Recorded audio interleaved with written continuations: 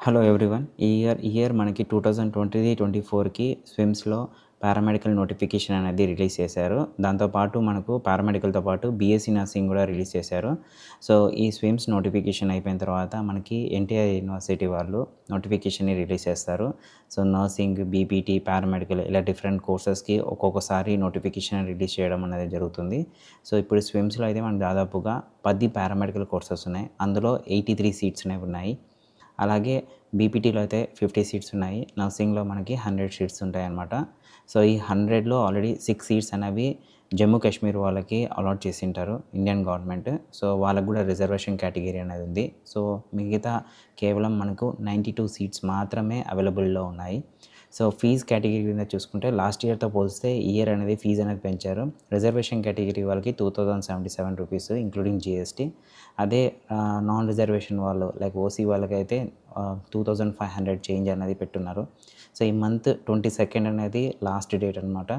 So, ఎవరైతే ఇంటర్‌లో మంచి మార్క్స్ వచ్చి ఎంసెట్‌లో కూడా మంచి మార్క్స్ వచ్చినట్లయితే సో, మ్యాక్సిమం చాలా వరకు మనకు ఇంటర్‌లో ఎవరికైతే చాలా వరకు హై స్టాండర్డ్స్ ఆఫ్ మార్క్స్ వచ్చినా కానీ మెయిన్లీ మనకు ఒక్కొక్క ఇయర్ ఒక్కొక్క రకంగా సెలక్షన్ అనేది జరుగుతుంది.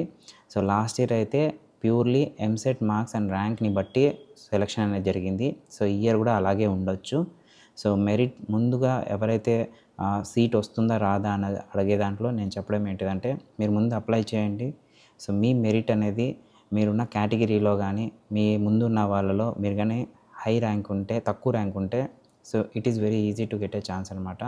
సో, దాంతోపాటు మీరు అప్లై చేసినప్పుడు మీకు ఖచ్చితంగా పారామెడికల్ సీటే కావాలనుకుంటే స్పెసిఫిక్‌గా like emergency medicine, anaesthesia, cardiac technology, neurophysiology, nuclear medicine, radiotherapy, radiology, medical lab technician, తర్వాత డయాలసిస్ టెక్నీషియన్ ఇలాంటి కోర్సెస్‌లో ఏదో ఒకటి సెలెక్ట్ చేసుకోవాలనుకున్నప్పుడు స్పెసిఫిక్ కోర్స్‌లో ఈ 10 కోర్సెస్‌లో ఏదో ఒక్క కోర్స్ మీకు బెస్ట్ అనిపిస్తే ఆ ఒక్క కోర్స్‌ని మాత్రమే ఫస్ట్ ఆప్షన్‌లో ఉంచండి. అలా కాదు నర్సింగ్ మాత్రమే కావాలి అనుకుంటే అది జెంట్స్ కావచ్చు, ఉమెన్స్ కావచ్చు.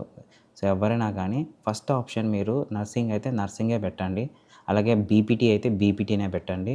అలా కాకుండా పారామెడికల్‌లో ఏదైనా మీకు కావాలనుకుంటే అది మాత్రమే ఉంచాలి. సో, దీని లాస్ట్ డేట్ 22 ఇది మనం గుర్తుపెట్టుకోవాలి. July 22 last date. సో, ఎవరైతే ఈ 22 లోపల అప్లై చేస్తారో నెక్స్ట్ వాళ్ళకి ఏవైనా కానీ సర్టిఫికేట్స్ అనేవి తప్పు ఉంటే వాళ్ళు ఖచ్చితంగా మళ్ళీ రీఅప్లోడ్ చేయడానికి ఛాన్స్ ఉంటుంది. లేకపోతే రిజెక్ట్ చేసేస్తారు. సో, ఇందులో టీటీడీ కోటా కూడా ఉంటుంది. ఎన్సీసీ కోటా, ఆర్మీ కోటా ఇవన్నీ కూడా ఉంటాయన్నమాట. సో, ఈ ఈ ఈ కోటాస్ ఉన్నవాళ్ళు ముందుగా అప్లై చేసేటప్పుడు ఖచ్చితంగా మీరు ఇవన్నీ డాక్యుమెంట్స్ అనేవి అప్లోడ్ చేయండి.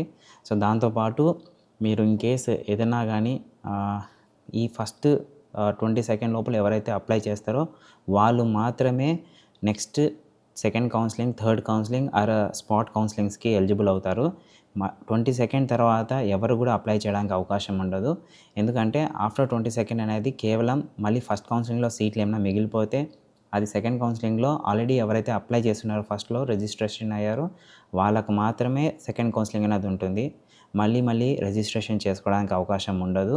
సో, ఎవరైతే స్పాట్ అడ్మిషన్స్ కూడా ఉండవన్నమాట. సో, ఇక్కడ మేనేజ్మెంట్ సీట్స్ కూడా అవైలబుల్‌లో ఉండవు. సో, ఎవరైతే అప్లై చేసి మెరిట్‌లో సెలెక్ట్ అవుతారో వాళ్ళకు మాత్రమే సీట్స్ ఉంటాయి. సో, ఈ total overall first and second, third counsellings అయిన తర్వాతనే ఎన్టీఆర్ యూనివర్సిటీ ఒక నోటిఫికేషన్ అనేది రిలీజ్ చేయడం అనేది జరుగుతుంది. సో, స్విమ్స్‌లో హాస్టల్ కండిషన్ వస్తే హాస్టల్ అనేది అవైలబుల్‌లో ఉంది బాయ్స్ అండ్ గర్ల్స్‌కి. సో, ఎవ్రీ ఇయర్ ఫీజ్ అనేది చేంజ్ అవుతుంటుంది. ఇప్పుడు అయితే 900 రూపీస్ అనమాట పర్ మంత్ షేరింగ్ రూమ్ ఉంటుంది.